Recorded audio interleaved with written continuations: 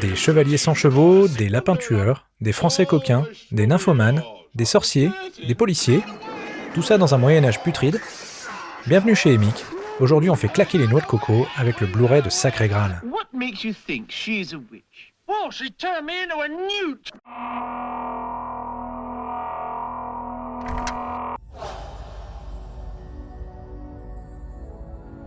Alors, les Monty Python, ce sont un peu les Beatles de l'humour. Et vous allez voir que le lien avec le monde du rock n'est pas qu'une question d'image. Un groupe anglais au talent démesuré qui a retourné la comédie, la télévision et le cinéma non seulement britanniques, mais aussi mondiaux. En France, Alain Chabat et ses Nuls, ou encore Albert Dupontel ont été assez largement influencés par eux. De la fin des années 60 au milieu des années 70, leur émission Flying Circus révolutionne l'absurdité, fait la part belle à des joutes verbales intenses autour de sujets ridicules, triture la langue anglaise, joue avec le médium télévisuel et torture le confort des spectateurs. Le générique de début arrive ainsi régulièrement de manière inattendue, parfois à la suite d'un sketch interminable sans chute, ou coupant la chic d'un personnage en train de parler. C'est d'une originalité folle, corrosif à souhait, et très généreux visuellement. Alors plutôt que de laisser les habitudes et la lassitude l'emporter, les Python préfèrent arrêter Flying Circus après 4 saisons et se lancer dans le cinéma. Ils travaillent un script depuis quelque temps, une histoire autour du roi Arthur et de sa quête du Graal, où chacun des membres de la troupe peut interpréter pléthore de personnages.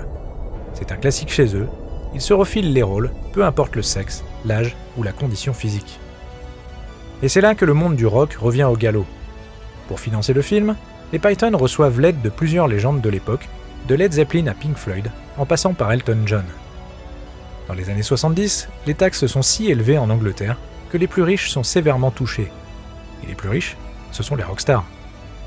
L'investissement notamment dans le cinéma permet d'alléger la douloureuse, ce que s'empressent donc de faire les plus grands groupes. L'ironie étant que le film est au final un succès, qui enrichit et donc taxe encore plus ses investisseurs.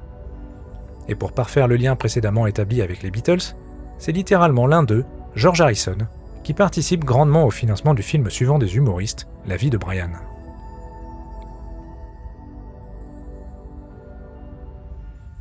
Sacré Graal s'articule alors autour d'Arthur, King of the Britons, et son écuyer Patsy, qui chevauche des chevaux imaginaires à travers l'Angleterre afin de recruter les chevaliers de la table ronde.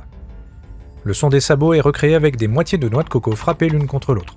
Voilà, on sait où on met les pieds niveau absurdité. D'autant que le générique d'ouverture avec ses sous-titres suédois qui écrivent n'importe quoi et son pétage de plomb mexicain avait déjà donné le ton. Pendant qu'on fait la fête à Camelot, Arthur et sa clique font face à des Français moqueurs, un chevalier noir peu affecté par les démembrements qu'il subit, un sorcier aux questions pièges, un redoutable petit lapin blanc mangeur d'hommes, des chevaliers qui disent « un enchanteur qui s'appelle Tim » et une avalanche de cutéreux moyenâgeux. Lancelot massacre les invités d'un mariage, Galahad résiste aux avances des nymphomanes du château d'Anthrax, Robin le Coir esquive un géant à 3 têtes, et Dieu lui-même fait avancer l'intrigue. Sacré Graal enchaîne donc les sketchs avec vigueur. C'est complètement fou et majoritairement désopilant. Le film aime prendre le contre-pied des attentes, ce qui le rend ludique et fun. Le nombre de mises en place, de décors, de personnages est affolant, alors qu'en réalité tout est question de réutilisation, de changement de lumière et d'angle de prise de vue. Les Monty Python utilisent avec malice un budget pas bien gras pour qu'on y croie sans se poser la moindre question. Et vu qu'ils incarnent chacun au moins 5 personnages, ça fait des économies.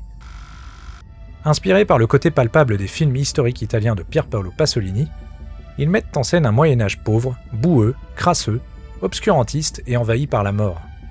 Rien n'est propre et tout sent le vrai. On ressent l'humidité, on voit la fumée, le brouillard. C'est une société malade et la folie régressive des personnages apparaît alors tout à fait crédible. Fond et forme s'allient donc avec une cohérence fantastique. Une forme alimentée en plus par 2 superbes thèmes musicaux épiques et des animations de Terry Gilliam qui pervertissent les enluminures d'époque pour chapitrer le film. En fait, il y a quelque chose d'assez chaotique dans Sacré Graal. C'est une œuvre résolument artisanale, souvent étrange et pas uniquement dans ce qu'elle met en scène. Même si l'abondance de gags est orgiaque, le film reste éloigné des comédies classiques. C'est plutôt un pur produit des 70s qui fait la part belle à l'improvisation technique et qui n'a pas peur d'être absolument marginal. Dans une décennie qui voit l'émergence de nombreux artistes désireux de s'affranchir des règles, les Monty Python s'érigent en symbole d'un cinéma anglais qui ne s'embarrasse plus des convenances. Sacré Graal fonce dans son délire, se permet des sorties de route improbables et crée in fine quelque chose de profondément unique. Le chaos dans le bon sens du terme. Sacré Graal a une vraie personnalité et elle envahit l'écran à chaque seconde. Une personnalité donc assez excessive, qui n'hésite pas à blasphémer et à se montrer cru.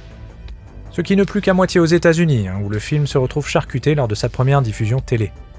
Ça va suffisamment loin pour déplaire aux défenseurs de la soi-disant vertu.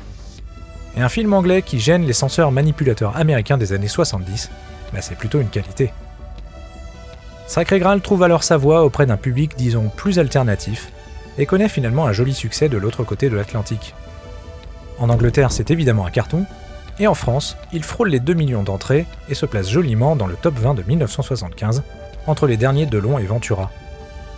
Il est aujourd'hui internationalement considéré comme l'une des meilleures comédies de tous les temps, ce qui n'est pas rien pour un truc aussi particulier. C'est pour moi une œuvre paroxystique. Un sommet d'absurdité qui ne recule devant aucune idée sans jamais basculer dans une certaine vulgarité. C'est aussi sombre et gore que lumineux dans son énergie et sa générosité. Un prodigieux chef-d'œuvre de terroir anglais, au crédit du plus légendaire des groupes humoristes.